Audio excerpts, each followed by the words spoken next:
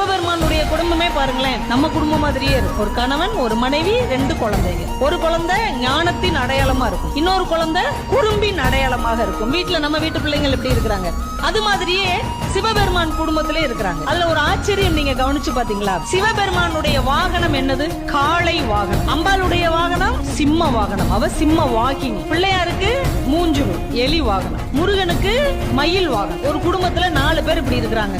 எங்கேயாவது சிங்கத்துக்கும் காளமாடுக்கும் ஒத்து போகுமா? எங்கேயாவது ஒத்து போகுமா? ஒத்து போகாது. பாம்புக்கும் மயிலுக்கும் ஒத்து போகுமா? பாம்புக்கும் எலிக்கும் ஒத்து போகுமா? மயிலுக்கும் எலிக்கும் ஒத்து போகுமா? ஆனா 4 பேர் இதைத்தான் வாகனமா வச்சிருக்கிறாங்க. ஆனால் 4 பேரும் ஒரு குடும்பத்தை சேர்ந்தவர். இந்த சிவ குடும்பம் நமக்கு என்ன கற்றுக் கொடுக்கிறது? மனசுக்குள்ளே சகிப்புத்தன்மையும் அன்பும் ஒற்றுமையும் இருந்தால் எப்படிப்பட்டவர்களாக இருந்தாலும் ஒன்றாக வாழ முடியும் என்கின்ற ஒரு மாபெரும் தத்துவத்தை சிவபெருமானுடைய குடும்பம் நமக்கு கற்றுக்